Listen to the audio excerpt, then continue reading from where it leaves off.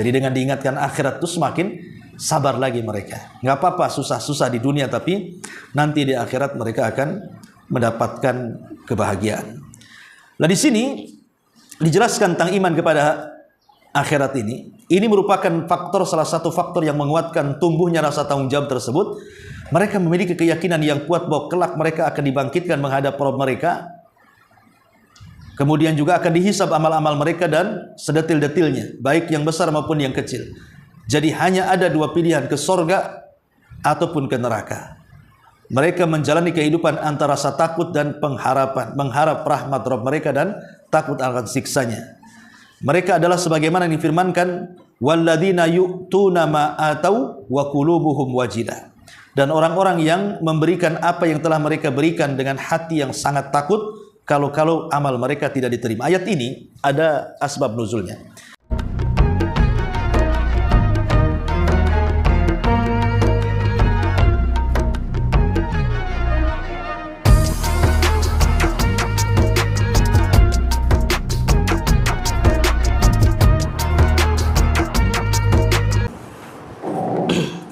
Ya, kita mulai.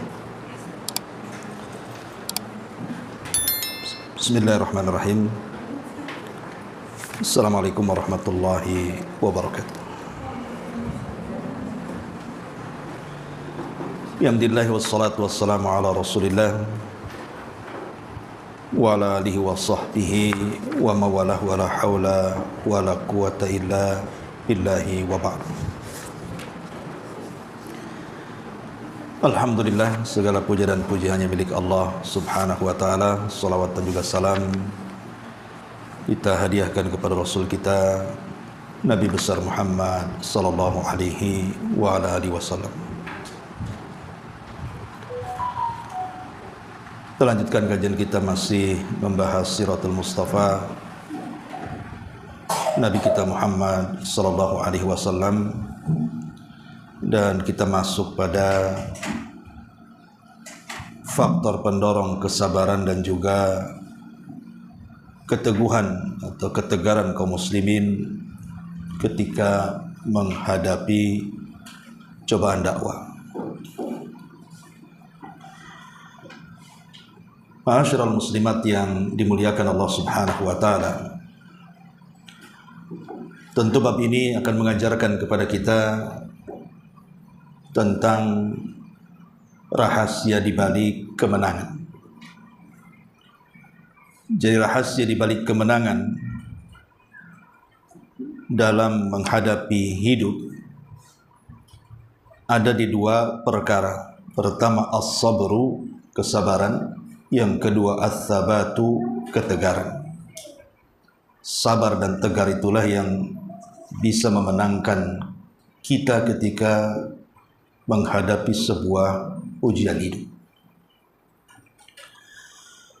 Ma'asyiral muslimat yang dimuliakan Allah Azza wa Jalla, kita beri muqaddimah dulu. Jadi setiap manusia yang hidup di alam dunia ini tidak lepas daripada ujian. Terkadang bagi yang tidak sabar menghadapi ujian ini, ada yang sampai ke tingkat putus asa ketika menghadapi ujian yang tidak bisa dihadapi. Padahal terkadang ujian yang semua manusia pasti tidak suka, di balik ketidaksukaan itu terkadang ada kebaikan yang kita tidak tahu di dalamnya. Saya contohkan satu kisah nyata yang dikisahkan oleh beberapa masyayikh. Jadi di Saudi, kejadiannya di Riyadh, ada seorang kakek, ya usianya sudah sepuh. Dia memiliki 7 anak, tapi anak yang paling kecil dua-duanya buta. Jadi dia ingin sekali menyembuhkan kedua kebutaan anaknya ini. Dia pun mulai mengumpulkan biaya yang cukup lama, karena setelah dia bertanya berapa biaya operasi dan lain sebagainya, dia sudah tahu nominalnya sekian dan sekian. Jadi sekitar 5 atau 7 tahun dia mengumpulkan uang itu sampai akhirnya terkumpul. Ketika sudah terkumpul dan dia letakkan uangnya dalam mobil dia, keesokan harinya ketika mau berangkat ke hospital, ke rumah sakit, mustashfa, rupanya hilang mobilnya dengan uang yang ada dalam mobilnya itu.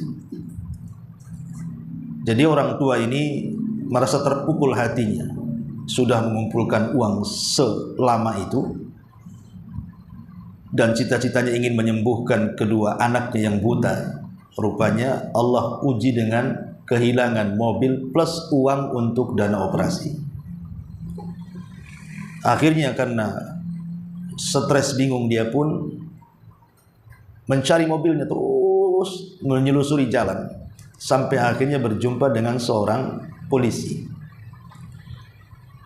Kemudian bertanya kepada seorang polisi ini, menceritakan kondisi dia. Oh, dia punya 7 anak yang 2 buta, kemudian sudah mengumpulkan uang bertahun-tahun untuk membiayai operasinya, rupanya hilang plus dengan mobil-mobilnya. Tapi polisi Arab ini, dia berusaha menenangkan si kakek ini dan mengatakan, la'allahu khairun, boleh jadi peristiwa ini ada kebaikannya. Tetapi orang tua ini tidak mengindahkan kata-kata polisi ini. Dia pun terus mencari. Setelah lama, beberapa bulan setelahnya, rupanya polisi ini menemukan informasi bahwa mobilnya itu ada di gurun pasir dalam kondisi selamat, tidak cacat, dan uangnya juga ada di situ, artinya tidak hilang. Rupanya mobil itu tidak dirampok, tidak dicuri, hanya ada anak kecil main-main, kemudian mengambil mobil itu setelah habis bensinnya, ditaruh begitu saja. Jadi saking bahagianya polisi ini, dia mendatangi orang tua tadi, ingin memberi kabar gembira bahwa mobilnya sudah ketemu dan uangnya juga tidak ada yang hilang sedikit pun. Setelah berjumpa dengan orang tua itu, tiba-tiba orang tua itu senyum-senyum dan mengatakan, sungguh aku punya kabar gembira kepadamu. Kata polisi ini, aku juga punya kabar gembira. Jadi kata polisi, sebutkan kabar gembiramu. Dia mengatakan, alhamdulillah, rupanya kedua anakku dua-duanya sudah sembuh dari buta. Kata polisi ini, kamu biaya dari mana bisa mengoperasi keduanya? Dia mengatakan tidak, sembuh begitu saja. Mungkin Allah subhanahu wa ta'ala menghendaki kesembuhannya. Kemudian kata sang kakek ini kepada polisi, lalu apa kabar gembiramu kepada aku? Dia mengatakan, mobilmu sudah ketemu dan tidak ada yang cacat, uangnya pun sudah ketemu dan tidak ada yang berkurang. Maka kakek ini mengatakan, alhamdulillah. Lihat, terkadang apa yang dikatakan oleh Allah subhanahu wa ta'ala, wa asa an takrahu syai'an wa huwa khairul lakum, apa-apa yang anda anggap benci boleh jadi itu baik di hadapan Allah. Kita tidak tahu. Seandainya kemudian mobil itu tidak diambil anak-anak, kemudian 2 anaknya dioperasi, boleh jadi mungkin lebih parah kondisi matanya, ya. Ataupun boleh jadi kemudian habis ludas uangnya. Tapi sekarang Allah subhanahu wa ta'ala memberikan 2 nikmat yang besar. Pertama, kesembuhan anaknya tanpa operasi. Yang kedua, mobil dan uangnya sudah kembali. Nah, ini kan semua skenario Allah subhanahu wa ta'ala, bahwa terkadang musibah itu yang kita anggap benci, rupanya ada kebaikan di sisi Allah subhanahu wa ta'ala. Makanya dalam bab ini pengarang ingin mengajarkan kepada kita tentang contoh dari rahasia kemenangan Rasul dan para sahabatnya dengan cara senantiasa sabar dan tegar ketika menghadapi musibah dan cobaan. Ma'asyiral muslimat yang dimuliakan Allah subhanahu wa ta'ala, kita tahu bahwa keteguhan hati ketika menghadapi cobaan itu tidak bisa dihadapi dengan dunia. Sehebat apapun orang itu dengan kekayaannya, anggaplah kaya raya, orang paling kaya se-Indonesia, kalau diberikan ujian oleh Allah Subhanahu wa taala, belum tentu kekayaan itu bisa menenangkan hatinya. Mustahil. Betapa banyak orang-orang kaya itu yang contoh umpamanya pasangannya meninggal, dia nggak tahan, ada sampai gila. Ada yang sampai kemudian seolah-olah kekayaan itu percuma saja, atau mungkin anaknya meninggal. Karena dia mencari kekayaan itu untuk diwariskan kepada anaknya, tahu-tahu anaknya meninggal. Jadi kekayaan itu tidak bisa menjadikan orang sabar dan tidak bisa juga menjadikan orang tegar. Jadi dunia itu tidak bisa apa-apa. Lalu apa yang bisa menjadikan orang sabar dan tegar itu? Itulah ketika manusia terpikir tentang akhirat, terpikir tentang kehidupan setelah kematian. Hanya dengan itulah orang bisa sabar. Makanya kenapa kematian ini kalau dipandang orang kaya maka akan menyempitkan hidupnya, tapi kalau dipandang oleh orang miskin maka akan meluaskan hidupnya. Kenapa orang kaya ketika memandang kematian itu akan sempit? Karena dia terpikir dengan kekayaannya, kalau mati siapa yang akan mengambilnya? Mungkinkah dibawa ke dalam kuburannya? Mustahil. Sempit hatinya. Lalu buat apa dia kaya kalau kemudian dia meninggalkan kekayaan dengan kematiannya? Makanya orang kaya kalau mengingat kematian sesak dadanya dia, karena takut rumahnya, mobilnya, ATM-nya, kebunnya akan ditinggalkan dia. Tapi sebaliknya orang miskin kalau melihat kematian maka akan meluaskan hidupnya, dan dia berpikir bahwa kehidupan dunia ini bukan kehidupan selamanya, bahwa kemiskinan itu ada batasnya. Orang miskin itu kan ada batasnya, dengan kematian selesailah kemiskinannya itu. Tetapi kalau dia orang yang beriman, orang miskin yang saleh dan soleha, maka dia yakin bahwa ada kehidupan yang bisa membahagiakan kehidupan dia setelah kematiannya. Makanya walaupun susah cari uang orang miskin itu, dengan keimanan dan melihat kematian itu menjadi lapang. Tidak apa-apa saya miskin di dunia, tapi pula jangan miskin di akhirat.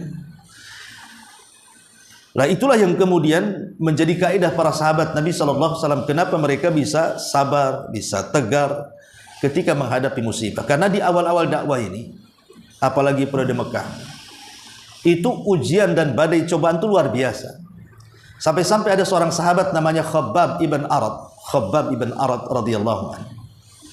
Saking tidak tahannya disundut oleh besi panas, karena disuruh murtad. Kan kebetulan dia sebagai pekerja pandai besi, ya setiap hari kan besi panas kalau di pandai besi. Jadi majikannya selalu mengambil besi panas kemudian menyundutkan di semua badannya setiap hari, supaya dia keluar dari agama Nabi SAW. Tapi dia tetap kokoh. Tapi namanya sahabat, dia juga manusia sama dengan kita. Tapi kemuliaan mereka jauh menandingi kita karena mereka melihat Nabi dan masuk Islam di zaman Nabi dan meninggal di atas agama Nabi. Jadi Khabbab juga manusia, tidak tahan dengan siksaan hari-hari itu. Maka dia datang menemui Nabi SAW lah ketika itu Rasul sedang bersandar di kiswah Ka'bah. Jadi dia memohon kepada Rasul, ya Rasulullah, ala tad'ulana ala tastaghfir lana. Rasul, tidakkah kau iba melihat kami? Berdoalah kepada Allah. Berdoalah kepada Allah, percepat kemenangan untuk kita. Karena dia udah nggak sabar masalahnya. Hari-hari disiksa. Sehingga dia terucap kalimat itu, ya Rasulullah, tidakkah kau iba kepada kami? Karena kalau Nabi SAW dilindungi oleh paman-pamannya, ya. Kemudian Abu Bakar dan juga beberapa para sahabat dilindungi kabilahnya. Lah kalau Bilal, Khabbab dan budak-budak yang lain, siapa yang melindunginya? Sehingga disiksa pun tidak bisa membela dirinya. Makanya dia tidak tahan dan mengatakan, berdoalah kepada Allah ya Rasul agar Allah segerakan kemenangan untuk kita. Tapi Nabi SAW mengatakan, ya Khabbab, kemenangan itu akan datang sampai nanti ada orang yang berjalan dari Son'a ke Hadral Maut Yaman, tidak takut kecuali kepada Allah. Tetapi engkau tergesa-gesa wahai Khabbab, ya. Lihat umat dulu, kata Rasul. Ada orang yang digregaji separuh badannya sehingga belah. Mereka tidak murtad dari agamanya. Ada orang yang dikubur hidup-hidup, mereka juga tidak melepaskan agamanya. Ada orang yang disisir dengan sisir besi sehingga terkelupas antara daging dan tulangnya pun tidak bergeming dari akidahnya. Wahai Khabbab, tenang, kemenangan itu pasti datang. Ya.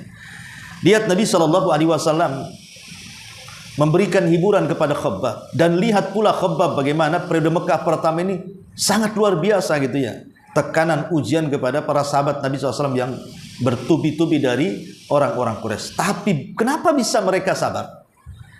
Kenapa bisa mereka itu tegar, tidak murtad dari agamanya? Justru semakin disiksa semakin kuat imannya, semakin disiksa semakin teguh megang agamanya. Inilah rahasianya. Kenapa sampai bisa, apa pendorong kesabaran dan ketegaran para sahabat di zaman itu? Ya. Baik, masyarul muslimat yang dimuliakan Allah Azza wa Jalla. Yang pertama di sini disebutkan yang menjadikan mereka tegar dan kuat itu karena iman yang teguh kepada Allah. Keimanan yang teguh kepada Allah Subhanahu wa taala itulah faktor utama kenapa mereka sangat sabar dan tegar menghadapi ujian. Betul-betul keimanan kepada Allah, yakin bahwa ini adalah agama yang hak, agama yang harus dibela, agama yang akan menyelamatkan dia dan akhiratnya, agama yang senantiasa akan menolong dia dan menjaganya, dan begitu seterusnya. Keimanan yang kokoh itulah yang menjadikan kenapa para sahabat seolah-olah tidak peduli dengan ujian. Contoh Bilal bin Rabah. Di masa Umar bin Khattab radhiyallahu anhu, Umar bernostalgia dengan para sahabat yang masuk Islam di awal-awal. Jadi Umar ketika menjadi khalifah dikumpulkanlah sahabat-sahabat senior. Ya, di situ ada Khabbab, di situ ada Bilal, di situ ada banyak para sahabat, Abdullah bin Mas'ud dan yang lainnya. Jadi Umar bin Khattab radhiyallahu an kemudian menceritakan tentang kisah masa lalu, dan mereka juga tahu karena mereka juga hidup di zaman itu. Kemudian Umar mengatakan, ceritakan kepadaku apa yang kalian pernah rasakan dari keperitan memperjuangkan agama Allah di masa Rasul hidup. Jadi sahabat berceritalah, dulu aku disiksa, dulu aku begini. Termasuk Khabbab, dia membuka pakaiannya, rupanya tidak ada satupun dari badannya kecuali ada bekas sudutannya. Tapi yang menarik adalah Bilal bin Rabah. Jadi ketika Bilal bin Rabah ditanya, ya Bilal, kenapa anda bisa kuat menahan siksa Umayyah ibn Khalaf?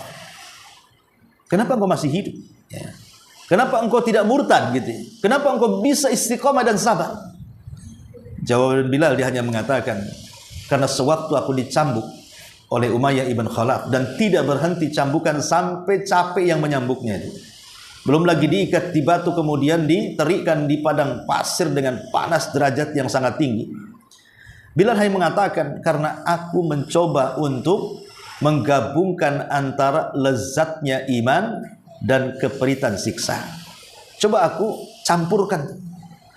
Jadi ketika aku dicambuk, aku coba memasukkan kelezatan iman, kelezatan Islam, kelezatan dalam beragama, kelezatan dalam keyakinan. Rupanya kelezatan iman mengalahkan keperitan siksa. Sehingga aku tidak merasakan seolah-olah aku sedang dicambuk, katanya.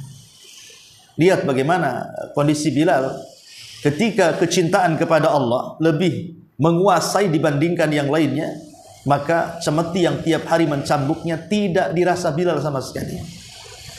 Karena kelezatan iman itulah yang kemudian mendominasi daripada siksaan orang-orang Quraisy kepadanya. Itulah kehebatan keimanan kepada Allah Subhanahu wa taala. Makanya di sini disebutkan bahwa sebab dan faktor paling utama adalah keimanan kepada Allah semata dan mengenal Allah dengan sebenar-benarnya. Keimanan yang mantap bila telah menyelinap ke sanubari dapat menjadikan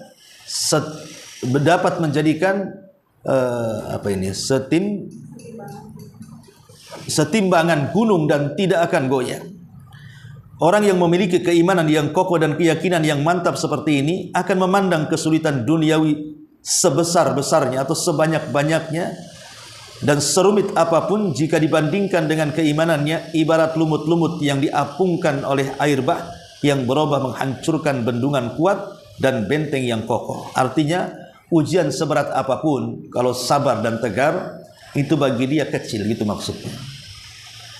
Itulah yang dirasakan. Makanya kemudian Allah mengatakan, fa amaz zabadu fayadhabu jufa wa amma ma yanfa'un nas fayamkuthu fil ardh. Adapun buih itu akan hilang sebagai sesuatu yang tidak ada harganya. Adapun yang memberi manfaat kepada manusia, maka itulah yang tetap. Artinya buih-buih itu artinya ujian-ujian. Makanya sering saya katakan, Bu, saya ibu atau siapapun lah, selama hidup di dunia ini pasti akan mengalami ujian yang kita rasanya tidak bisa keluar dari situ. Pasti itu. Saya ibu atau siapapun, kalau belum merasakan, nanti pasti akan merasakan. pasti akan ditimpa dengan sebuah ujian dari Allah, kesulitan yang luar biasa, yang nggak bisa kita keluar dari situ, seolah-olah seperti itu. Wah, kiamat nih. Wah, pusing saya. Tapi seiringnya waktu, terkadang ujian-ujian itu sudah lupa. Ya, bahkan bisa tersenyum pun. Siapa yang menghilangkan ujian itu? Allah Subhanahu wa ta'ala. Artinya bahwa itulah buih terkadang banyak sekali ibarat daripada ujian, tapi nanti juga akan hilang. Karena tidak mungkin Allah itu menciptakan manusia dalam satu kondisi susah terus, mustahil. Pasti akan dirubah-rubah oleh Allah kehidupan manusia itu. Pasti susah, pasti juga senang. Ya, senang susah itu akan terus berganti-ganti dalam kehidupan kita, dan itu berdasarkan nas Quran, wa tilkal ayyam nudawiluha bainan nas. Yang namanya hari itu kan diputar-putarkan itu. Kadang senang, kadang susah, kadang sedih, kadang bahagia, kadang menangis, kadang tertawa, dan begitu seterusnya. Jadi ujian itu akan mudah dihadapi bagi orang-orang yang percaya dengan Allah Subhanahu wa ta'ala, bahwa di balik ujian ini boleh jadi Allah sedang mengangkat derajat kita, boleh jadi Allah Subhanahu wa ta'ala sedang menghapus dosa-dosa kita, boleh jadi Allah sedang menegur kita, kita tidak tahu hikmah di balik ujian ini apa. Terkadang kenapa Allah Subhanahu wa ta'ala ketika memberikan ujian, contohnya sakit, kok lama sembuhnya, padahal dia sudah berusaha menyembuhkannya. Boleh jadi kalau dia sembuh, dia maksiat lagi. Sengaja dia dibuat sakit supaya dijauhkan dari maksiat dan mudah bertobat kepada Allah. Kita tidak tahu kan begitu. Ketika kemudian orang gulung tikar usahanya dan diupayakan tetap juga tidak naik-naik usahanya, boleh jadi Allah sengaja tidak sukseskan dulu usahanya, sebab kalau disukseskan melampaui batas hidupnya nanti. Karena kalau Allah Subhanahu wa ta'ala mengatakan dalam Quran, kalla innal insana la yatgha, sekali-kali manusia bisa melampaui batas an ra'ahus taghna, ketika dia diberikan kekayaan. Makanya sengaja tuh dibangkrut-bangkrutkan, nggak naik-naik. Sebab kalau seandainya dia sukses, jangan-jangan dia lupa pula. Yang tadinya hadir terus di pengajian, hilang pula di pengajian. Yang tadinya sering hadir di masjid, malah tidak pernah menginjak masjid. Lah, ada hikmah-hikmah di situ, namanya hikmah Rabbani, yang kita tidak tahu. Hikmah Rabbani itu kita tidak tahu apa maksudnya Allah. Yang jelas Allah yang menciptakan kita, Allah yang tahu dengan maslahat kita, dan Allah sedang menguji kita dengan kemaslahatan yang Allah berikan kepada hambanya. Tidak mungkin ujian itu buruk 100%. Pasti ada kebaikan di dalamnya, karena tidak ada ciptaan Allah itu yang buruknya 100% itu tidak ada. Di balik keburukan itu pasti ada kebaikan. Contoh Allah menciptakan iblis. Kita kan kenapa Allah menciptakan iblis? Coba nggak ada iblis. Ya jangan salah, dengan adanya iblis itu adanya surga dan neraka. Dengan adanya iblis itu terbedakan mana yang ikhlas, mana yang tidak. Dengan adanya iblis itu tahu Allah itu mana orang yang memilih jalur sesat, mana jalur hidayah. Kalau nggak ada iblis, gimana caranya? Jadi ada hikmah di balik penciptaan iblis. Maka semua ujian dan cobaan itu pasti ada hikmah di dalamnya. Ya. Ma'asyiral muslimat yang dimuliakan Allah Subhanahu wa ta'ala. Sebelum kita masuk pada poin yang kedua, ya, ada di antara sebab-sebab yang lebih daripada yang setelah keimanan kepada Allah Subhanahu wa ta'ala, agar kita bisa lebih sabar lagi, terutama ketika memegang sunnah. Ya, saya kira kalau di negeri kita ya semua muslim, insya Allah semua muslim, mayoritas muslim. Adalah orang kafir yang berapa persen, tapi kan mayoritas muslim di negeri kita ini. Sehingga saya katakan bahwa mungkin kalau kaidah yang diterapkan pada kehidupan kita, ya mungkin sekarang sabar ketika memegang sunnah. Karena tidak semua muslim itu di atas sunnah. Ya. Pertama, setelah keimanan kepada Allah di sini adalah anta tadzakkar ayyuhas sabir ajruka indallah. Hendaklah mengingat, wahai orang yang sabar, bahwa pahalamu telah disimpan oleh Allah Subhanahu wa ta'ala.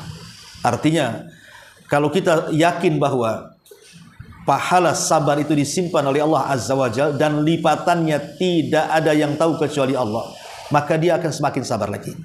Karena tahu bahwa kalau sholat jelas pahalanya gitu ya, terhitung. Kemudian puasa, haji, sedekah, baca Quran, zikir, itu terhitung pahalanya. Tapi sabar ini tidak terhitung pahalanya. Makanya Allah Subhanahu wa ta'ala mengatakan, innama yuwaffas sabiruna ajrahum bighairi hisab.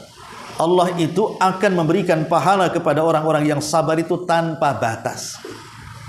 Jadi orang kalau berpikir, oh pahala saya makin hari makin banyak, setiap hari kita sabar, setiap hari menggelembung pahala kita di hadapan Allah, maka dengan mengingat pahala, maka itu salah satu bukti bisa menambah kesabaran. Yang kedua, di antara sebab juga yang bisa menolong supaya kita tetap sabar di atas ujian adalah dengan mengingat sejarah. Sufyan Ats-Tsauri rahimahullah ta'ala mengatakan, sejarah itu adalah jundun min junudillah. Dia adalah tentara dari tentara Allah. Maksudnya apa? Sejarah itu tentara daripada tentara Allah. Maksudnya, setiap ujian yang kita hadapi ini, pasti sebelumnya para nabi, para rasul, ataupun orang-orang soleh pernah mengalaminya. Jadi, bukan kita saja yang mendapatkan ujian, tapi orang-orang dulu pun sama mendapatkan ujian, bahkan mungkin lebih parah dibandingkan kita. Jangan jauh-jauh kepada Nabi kita Muhammad SAW saja. Kalau kita membandingkan kehidupan kita dengan kehidupan Nabi, ujian mana yang pernah kita lewati, Rasul pernah melewatinya. Maka kalau itu yang terjadi, kita membaca sejarah. Kalau kita sakit, kita membaca sejarah Nabi Ayub, bagaimana sakit berkepanjangan selama 18 tahun tapi dia sabar. Kalau kita diuji dengan dakwah, semua para nabi juga diuji dengan dakwah. Kalau diuji dengan ekonomi, para nabi juga banyak yang miskin. Rasul pernah juga penggembala kambing bertahun-tahun. Bahkan ketika pindah ke Madinah, Rasul tidak pernah makan enak sampai mati. Jadi apa yang kemudian dipikirkan dari musibah kalau kita bandingkan musibah kita dengan musibah para nabi? Makanya kemudian yang kedua yang bisa meningkatkan sabar kita ini, lihatlah kesabaran mereka. Kemudian yang ketiga,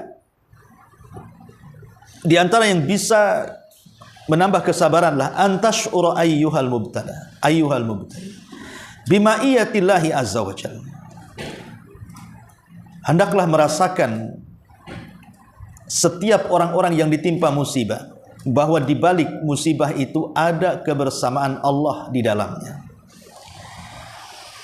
Abu Bakar Siddiq radhiyallahu anhu dan juga Nabi pernah terperangkapkan di Gua Sur, bersembunyi di situ.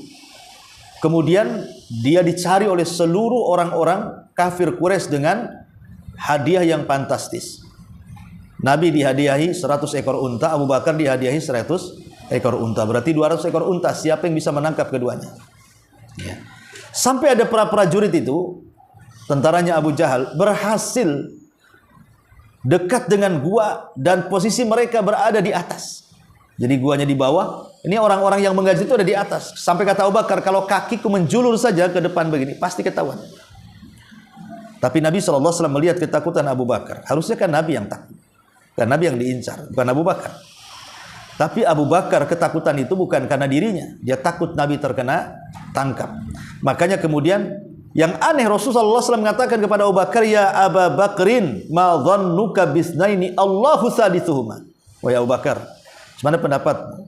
Saya dan kamu hanya berdua. Ingat, ada yang ketiganya yang menjaga kita. Allah Subhanahu wa taala. Jangan kau sedih, jangan kau takut. Dari sini Nabi SAW mengajarkan kepada kita dalam kondisi susah, dalam kondisi terkena musibah, hakikatnya ada Allah yang ketiga di situ. Maka mintalah supaya musibahnya itu diringankan atau minimalnya diuraikan, atau boleh jadi minta dihilangkan. Kepada siapa? Kepada zat yang ketiga, Allah Subhanahu wa taala. Antara kita dan musibah, di sana ada Allah. Kan Allah yang mendatangkan musibah, maka Allah yang mengangkatnya. Ini yang ketiga. Yang keempat, anta'lama annallaha sayajma' bainaka wa baina man zalamaka. Ingat, kalau memang ujian dan musibah itu berangkat dari kezaliman orang kepada kita. Mungkin orang itu menghina kita, mencaci maki kita, mengambil hak kita, mengata-ngatain kita, membuli kita atau apa namanya, yang sifatnya sifat zalim. Maka yakin bahwa satu hari nanti, walaupun kita di dunia tidak bisa menghadapi kezaliman orang zalim, nanti ada hari di mana kita akan dikumpulkan bersama mereka orang-orang yang menzalimi kita di hadapan Allah. Di situ terjadi qisas. Dan inilah yang menenangkan hati kita, bahwa Allah tidak tidur. Di dunia saja orang-orang yang mazlum, dizalim itu mustajab doanya, apalagi di akhirat. Ya, maka dengan keyakinan bahwa akan ada balasan kepada orang-orang yang menyakiti kita, ini bisa menambah kesabaran. Ini yang keempat. Kemudian yang kelima, di antara juga sebab-sebab yang bisa menanamkan kesabaran adalah lihat akibat orang-orang kafir. Lihat akibat orang-orang kafir. Orang-orang yang mereka tidak sabar. Ya.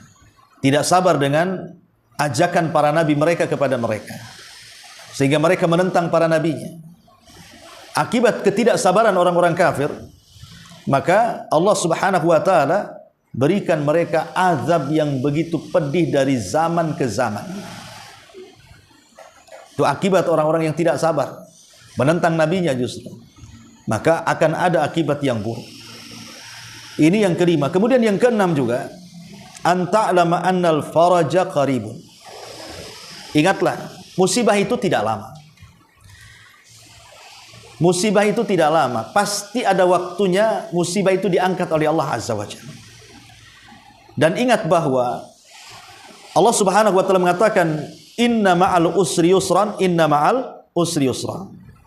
Fa inna ma'al usri yusra, inna ma'al usri yusra. Di sini Allah Subhanahu wa taala menyebut dua kata. Pertama al-usr. Kemudian yang kedua kata-kata yusra. Al-usr itu artinya sulit, yusra itu mudah.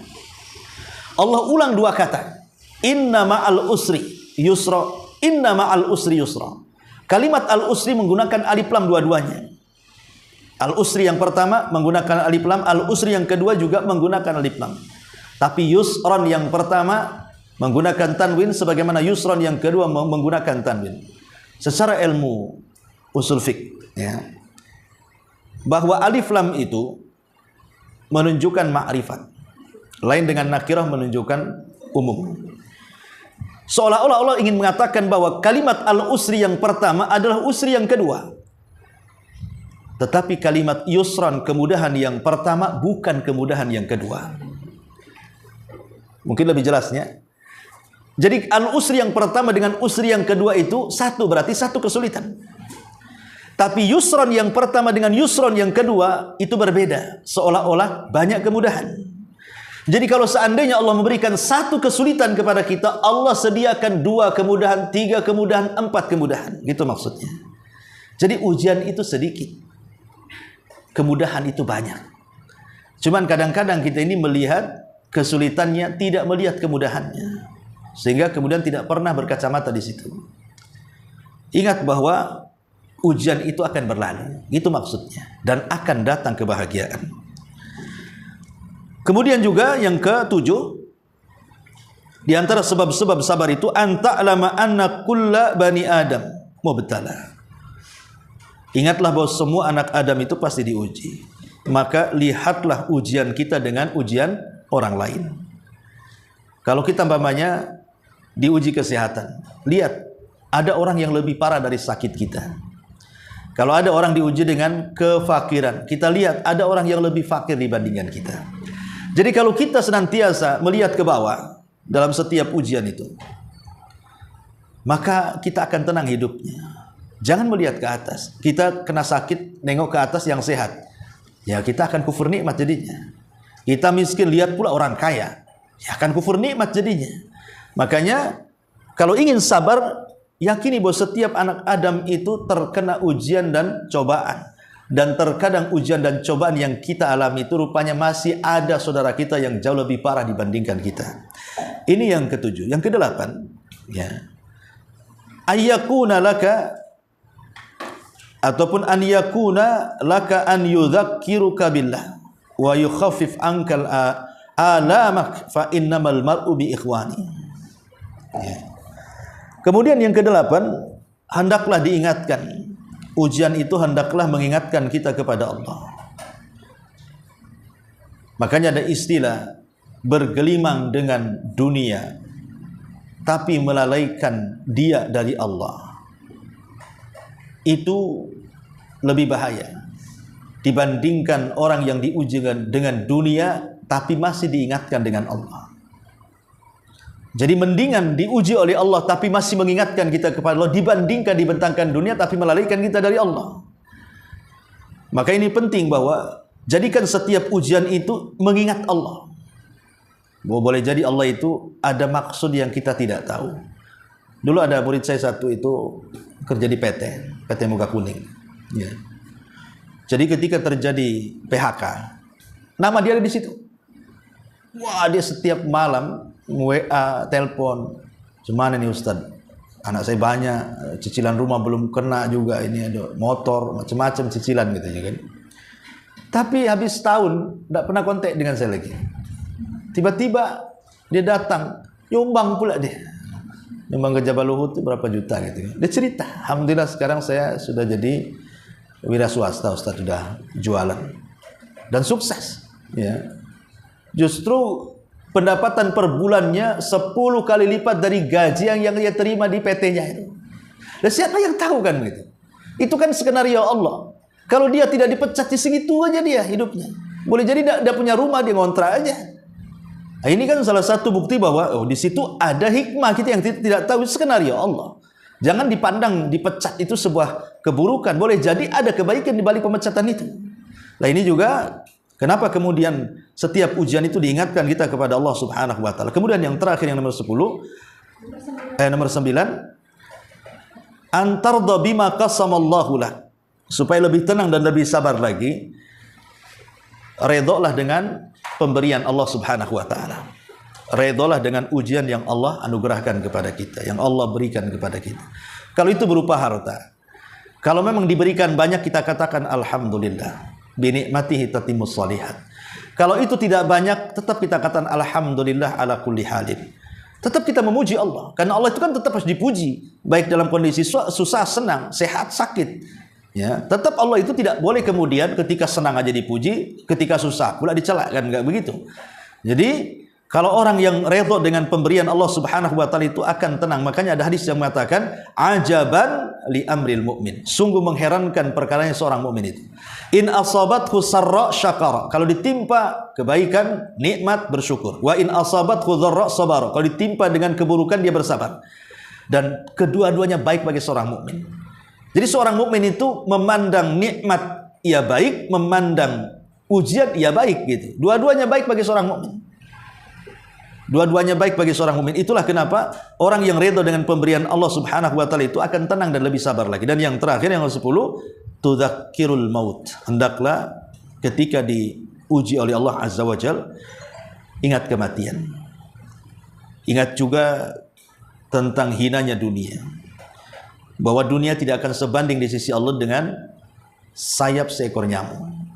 Sebagaimana hadis Nabi SAW mengatakan, "Lau kanatid dunya ta'dilu janaha ba'udatin, indallahi ma saqa kafirun syurbata ma'in." Kalau dunia ini memiliki manfaat di sisi Allah walaupun sesayap nyamuk, tentu orang kafir tidak akan diberikan minum walaupun seteguk air. Tapi karena dunia tidak ada manfaatnya, semua bisa menikmati. Mau kafir mau mukmin semua nikmati. Maka dengan mengingat kematian, maka seorang akan lebih sabar lagi. Bahwa setelah kematian pasti ada kehidupan yang jauh bisa lagi menenangkan dan membahagiakan kehidupannya ketika dia susah hidup di dunia. Lihat hadis Nabi yang menceritakan tentang ada orang yang susah, sepanjang hayatnya susah. Ditakdirkan susah dari lahir sampai dia meninggal susah. Tetapi dia termasuk penduduk sorga. Jadi dia didatangkan di hadapan Allah, sama Allah dicelupkan di sorga 1 kali celupan. Kemudian dikatakan, masih teringat kesusahanmu di dunia?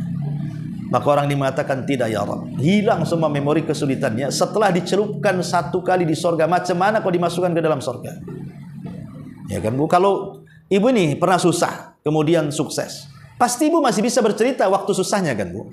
Oh dulu saya juga susah, makan susah, aduh harus ngontrak, harus bolak-balik, ngangkut barang sana sini, karena harus pindah-pindah rumah, diusir ini diusir. Kita masih mengingat susah kita ini kalau di dunia ini. Walaupun sudah menjadi senang kan, tapi orang dicelupkan ke sorga itu hilang. Pernah susah? Enggak katanya.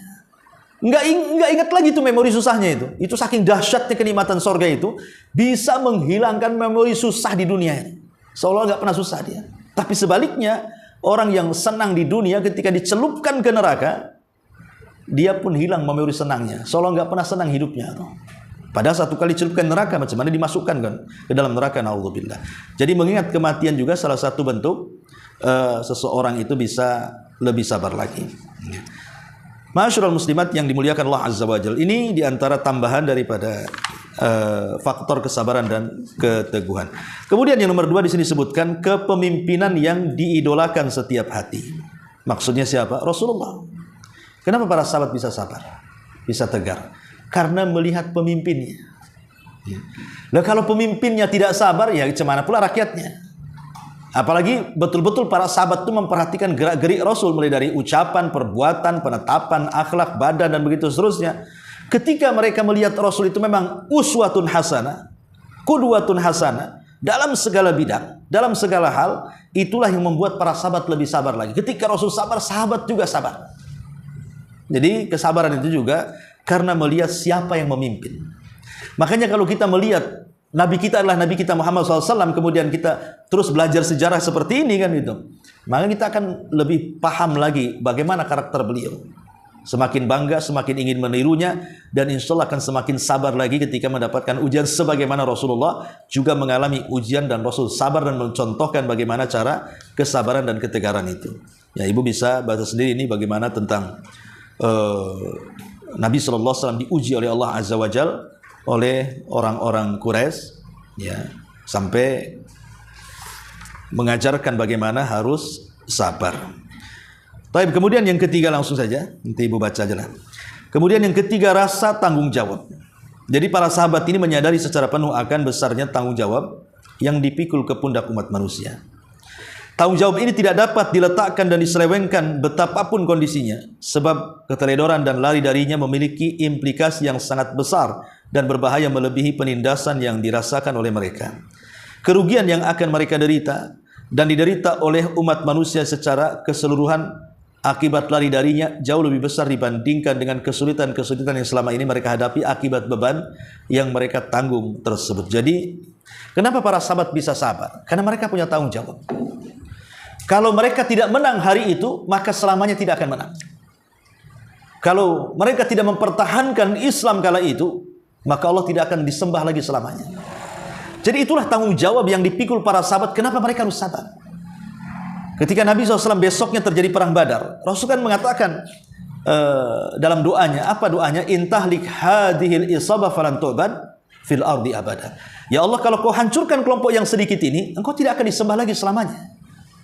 Kalau kami kalah, aku terbunuh dan semua sahabat terbunuh, engkau tidak akan ada yang menyembah lagi. Itulah yang menjadikan kemudian beban tanggung jawab para sahabat, mereka harus sabar mempertahankan Islam. Karena ini bukan untuk keberlangsungan generasi mereka saja. Mereka pun memikirkan generasi anak-anak mereka, cucu mereka, cicit mereka, dan keturunan mereka sampai hari ini. Makanya itulah tanggung jawab besar, itulah yang menjadikan mereka sabar dan tetap mempertahankan Islam. Karena Islam ini akan terus ada sampai hari ini, bahkan sampai kiamat dibangkitkan. Dan sudah terbukti hasilnya. Dengan kesabaran mereka, Islam berkembang kemana-mana. Alhamdulillah, kalau seandainya bukan karena Allah, kemudian mereka tentu semua menjadi penyembah berhala. Nah, ini tanggung jawab kuat para sahabat. Dan itu juga sama, kalau kita ini dalam berdakwah merasa bertanggung jawab bahwa ini adalah tanggung jawab kita semuanya, bukan tanggung jawab seorang ustaz saja, maka dakwah ini akan mudah menyebar. Ya, karena kan tanggung jawab kita semua. Ya, minimalnya kepada keluarga. Nah, ini juga yang ketiga. Kemudian yang keempat, iman kepada akhirat. Inilah yang lebih memantapkan para sahabat.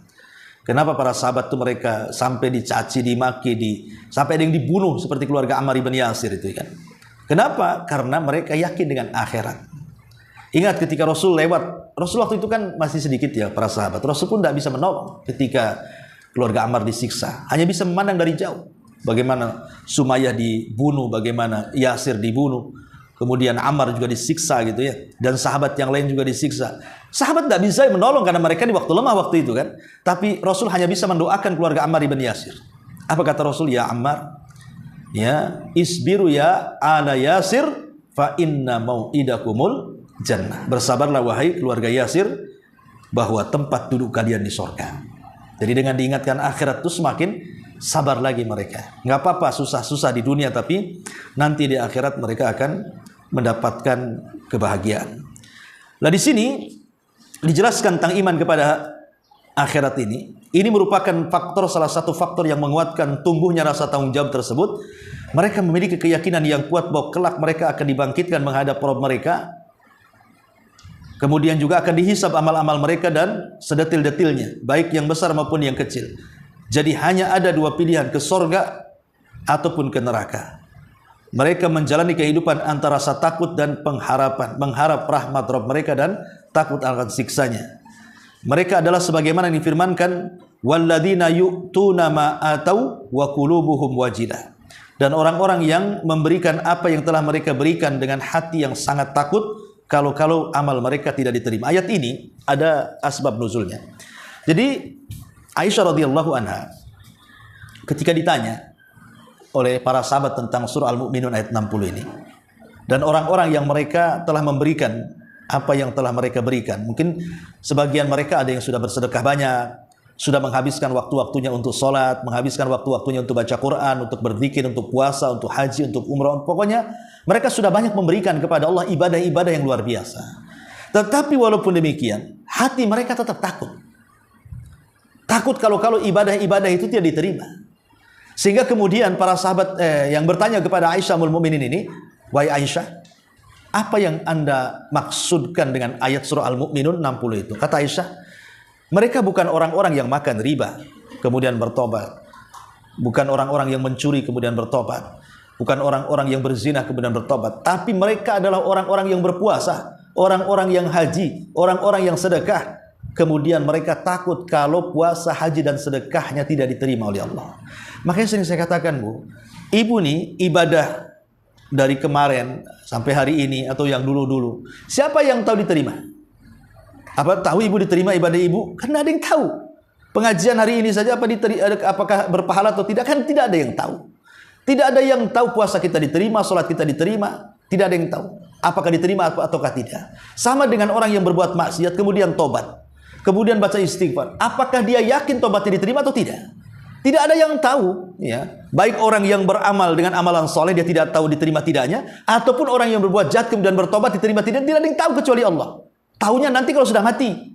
Oh, baru tahu ini amalan ini yang diterima, ini yang tidak. Oh, ini tobat yang diterima, ini yang ditolak. Nanti kalau sudah mati baru tahu. Kalau di dunia tidak tahu. Lah karena tidak ada yang tahu di dunia ini amalan kita diterima atau tidak, atau tobat kita diterima atau tidak. Makanya dulu para ulama salaf mereka sangat takut. Ya. Sehingga mereka senantiasa menggabungkan antara rasa takut dengan harap. Takut kalau seandainya amalan mereka ditolak, berharap kalau seandainya amalan diterima. Takut kalau seandainya tobatnya ditolak, berharap kalau tobatnya diterima. Nah, itulah mereka senantiasa mengiringkan kalimat ini. Sehingga ketika kemudian harapan dan takut itu senantiasa ada, maka itulah salah satu yang bisa mengokohkan iman, sabar dan juga ketegaran dalam Islam. Nah, ini diantara yang keempat lah iman kepada hari akhiratnya. Kemudian yang kelima Al-Quran. Jelas ya, Al-Quran adalah risalah Islam yang di dalamnya penuh dengan ayat-ayat yang menjelaskan tentang kesabaran dan ketegaran, ya. Wallahu alam, saya kira sampai sini dulu, sampai nomor 5. Ya. Sebelum saya tutup, silakan kalau ada yang bertanya.